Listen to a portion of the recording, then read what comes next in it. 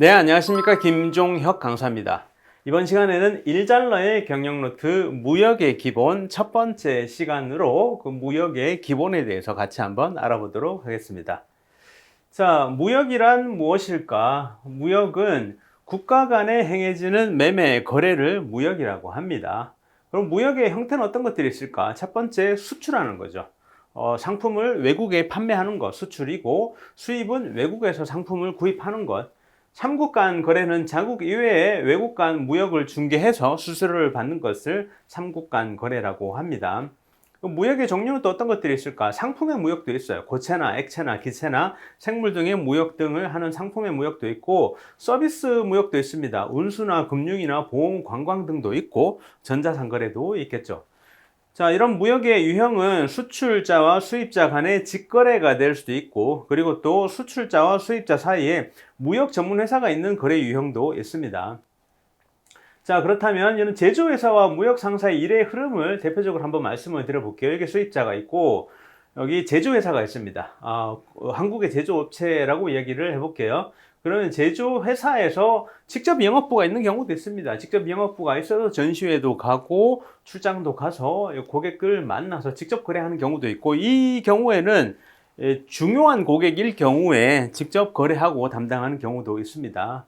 그리고 어떤 제조회사 같은 경우에는 이렇게 직접 해외 영업을 운영하는 게 부담스러울 수도 있죠. 비용 문제가 될 수도 있고 리스크 문제도 있을 수 있기 때문에 이런 경우에는 전문 무역 상사를 와 같이 합니다. 의뢰하고 제품을 주고 이 제조사에서 상품을 조달해서 수출하는 경우도 있습니다. 예를 들면 한국의 키스 와이어라는 강선 전문 회사가 있는데, 그 회사는 해외 영업을 할 때 주로 삼성물산을 통해서 해외 영업을 하는 경우도 있습니다. 그렇다면 이 같은 경우에는 아예 그 브랜드 자체가 삼성의 제품이다 해서 고객들에게 들어가는 경우도 있죠. 그렇다면 이 무역 회사가 존재하는 이유가 확실하게 있어야 합니다.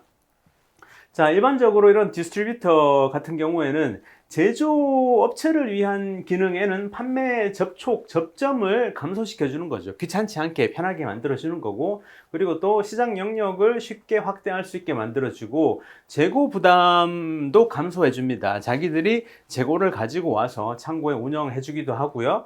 그리고 주문 처리도 자기들이 직접 해주기 때문에 인건비를 절감시킬 수도 있고, 시장 정보를 제공을 해줄 수도 있고요. 그리고 대고객 서비스도 교환이나 반품이나 설치나 보수 등의 서비스도 해주는 경우가 있습니다. 그래서 이런 경우에 디스트리뷰터, 대리점들이 제조업체를 위한 기능이라고 볼 수가 있고, 소매업체나 소비자를 위한 기능들도 있습니다. 제품을 상시 쉽게 가까운 지역에서 구매할 수 있게 만들어주고, 또 제품의 구색도 편하게 만들어줍니다. 구매 거래선을 단순화시켜서 편리하게 만들어주고, 소분화해서 크게 많이 구매할 필요가 없게 만들어지기도 하고요. 재정적인 지원을 해줄 수 있습니다. 나중에 외상 거래할 수도 있고, 카드 거래할 수도 있고요. 고객 서비스를 제공해 줄 수 있죠. 배달이나 보수나 품질 보증 등의 서비스를 제공해 줄 수 있고, 기술적인 조언도 해줄 수 있습니다. 교육 등을 제공해서. 그래서 이런 기능들이 대리점의 대표적인 기능이라고 볼 수가 있습니다.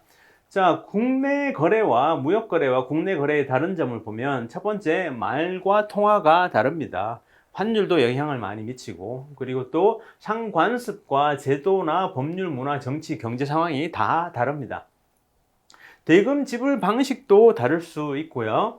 그리고 관세를 내고 통관을 해야 됩니다. 그래서 이 관세율이 굉장히 크게 영향을 미치고, 관세율에 따라서 어떤 나라에 팔아야 될지, 어느 나라에서 만들어야 될지, 그리고 어느 나라를 통해서 가야 될지 이런 전략들이 다 달라질 수가 있습니다. 리스크도 굉장히 다양하죠.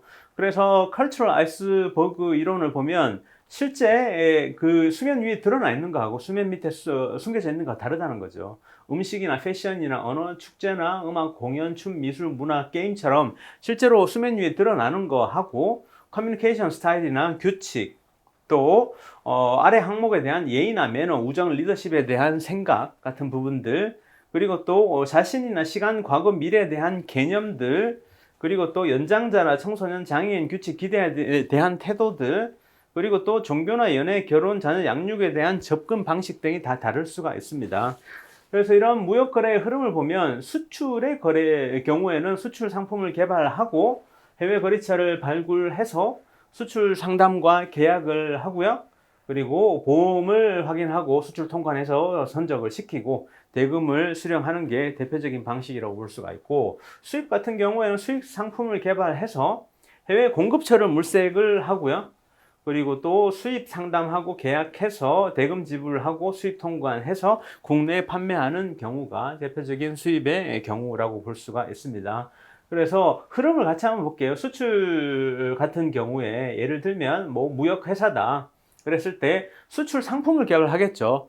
이런 컴퓨터가 잘 팔리네. 그러면 A라는 컴퓨터 제조 회사에 연락을 해서 거기 수출 상품을 개발하고 그 이후에 해외 거래처를 발굴할 수 있겠죠. 그러면 이제 그 무역 업체가 이쪽에 있는 도매상을 개척할 수도 있고, 그리고 또 바로 B2C로 개척을 할 수도 있고, 그럼 이쪽에서 수출 상담하고 계약할 수 있고요. 그리고 또 이게 해상보험을 개발하고 통관 의뢰해서 수출 신고하고요, 세관에. 그런 다음에 또 이제 선적 의뢰해서 포워드를 통해서 해상 운송하면 또 이쪽에서 또 통관해야 되겠죠. 그럼 수입자에게 가고. 그럼 돈을 받아야 된다. 그럴 때는 또 은행을 통해서, 신용장의 경우 은행을 통해서 돈을 받을 수도 있고, 직접 또 돈을 보내면 그렇게 돈을 TT로 받을 수도 있고요. 자, 그리고 수입의 경우는 어떨까? 수입의 경우는 수입자가 수입 상품을 개발합니다. 어떤 상품을 팔아야 될까? 시장 조사를 하고, 그리고 해외 거래처를 물색을 해서 수출자를 찾았다. 이 도매상이 될 수도 있고 제조업체가 될 수도 있고요. 그럼 수입 상담하고 계약을 해서 해상 운송을 해서 보내주고, 또 돈은 수입 대금을 은행에 지불했을 때 은행에서 이 조건을 맞춰주면 또 수입 대금을 지불을 하고, 여기에 관세사를 통해서 수입 통관 의뢰하고 수입 신고해서 물건을 가지고 오고요. 그 다음에 국내 운송해서 국내에 판매되는 게 대표적인 수입의 거래 흐름이라고 볼 수가 있습니다. 그렇다면 무역 거래에는 어떤 리스크가 있을까? 무역 거래에는 첫 번째, 상대국에 대한 정보 부족에 따른 리스크가 있습니다. 이 상대방을 신뢰할 수 있을까? 그리고 두 번째는 계약대로 상품을 받을 수가 있을까? 자, 이런 리스크가 엄청 많습니다. 납기를 지킬까? 한 달 만에 받아야 되는데 두세 달 만에 오진 않을까? 상관습이나 문화, 생활 습관 차이에 따른 리스크, 분명히 한국에서는 잘 팔렸는데 사우디아라비아 갔더니 안 팔리더라, 이런 것들이 있을 수도 있고요. 자, 다음은 운송에 따른 리스크가 있습니다. 상품을 운송하는 거리는 길고 시간도 많이 걸리고요. 화물이 변질될 수도 있고 손상이 될 수도 있고 화재가 발생할 수도 있고 또 태풍이 올 수도 있습니다. 지진이 발생할 수도 있고. 대금 선집을 한 경우에는 수입한 상품이 대금 지불 이후에 도착하기 때문에 돈을 보내고 물건을 못 받을 수도 있고요. 또 대금 후지불의 경우에는 상품을 수출했는데도 돈을 못 받을 수가 있습니다. 그런 경우도 있고요. 자, 경제적인 리스크는 대금을 계약대로 받을 수 있을까? 환 변동 리스크는 굉장히 큽니다. 환율의 변화에 따라서 우리의 리스크는 없을까? 환원 부도는 없을까? 이런 부분들이 여러 가지 리스크가 되는 거죠. 자, 그렇다면 이런 무역 거래와 관련된 사람들은 어떤 사람들이 있을까? 첫 번째, 수출자인 제조회사와 무역회사가 있고요. 두 번째는 운송 화물 주선업자, 포워더와 관세사가 있고, 그리고 선박이나 항공으로 제품을 보내야 되기 때문에 선박회사나 항공회사, 그리고 보험회사가 있습니다. 다음, 세관이나 수출입 관련한 공공회사들이 있고요. 그리고 은행도 빼놓을 수가 없습니다. 그리고 수입자, 이렇게 말씀을 드릴 수가 있겠습니다. 그래서 전체적으로 한번 뽑아보면은 무역거래와 관련된 사람들을 이제 수입자와 수출자로 봤을 때 공공기관도 중요한 플레이어이고요. 그리고 대개 돈은 그 상대국의 은행과 우리 은행 사이에 거래가 이루어지고, 보험회사도 있고요. 관세사나 세관도 있고, 수출할 때 관세사도 필요하고, 또 수입자도 세관하고 관세사가 필요하고, 포워더가 필요하고, 또 물건을 배나 비행기에 실었을 때 해상이나 항공으로 운송이 되고 선적해서, 이런 여러 관련된 사람들이 무역 과정에 필요합니다. 자, 그렇다면 이런 무역을 위해서 사전에 준비해야 되는 것들은 어떤 것들이 있을까? 대표적인 게 명함 준비해야 되고, 또 회사 속에서 카탈로그, 견적서, 거래 조건까지 포함이 해야 되고, 샘플, 거래 제의, 서신, 프로포절, 외국어 홈페이지 있어야 되겠죠. 그리고 또 무역 실무 지식이나 해외 시장 진출 전략이 필요합니다. 해외 시장 이해에 필요한 항목들은 해당국의 국민성하고 의식구조, 상관습, 특징, 협상 스타일, 비즈니스 위상, 이런 부분들이 필요할 겁니다.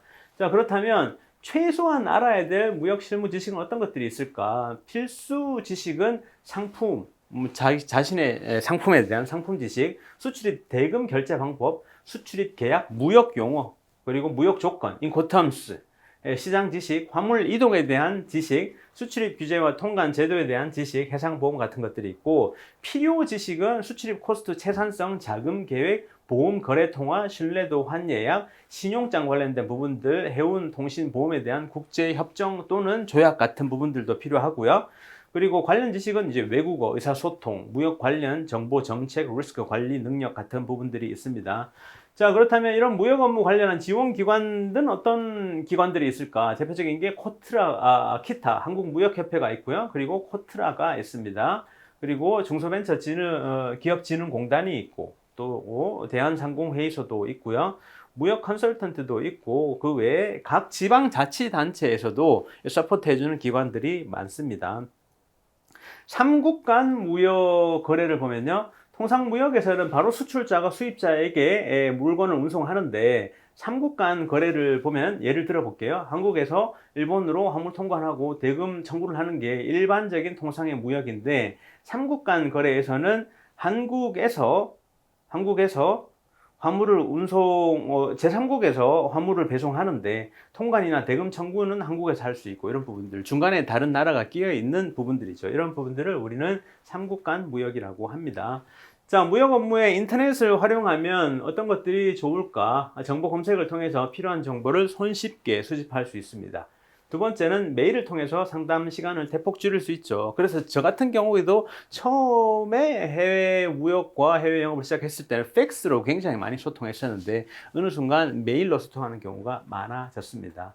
수출입 거래 절차를 인터넷상에서도 할 수가 있고, 무역 거래를 인터넷을 활용해서 잘 할 수가 있습니다. 자, 이렇게 이번 시간에는 일잘러의 경영노트 무역 기본의 첫 번째 시간, 무역의 기본에 대해서 말씀을 드렸습니다. 잘 들으셔서 감사합니다. 김종혁 강사였습니다. 고맙습니다.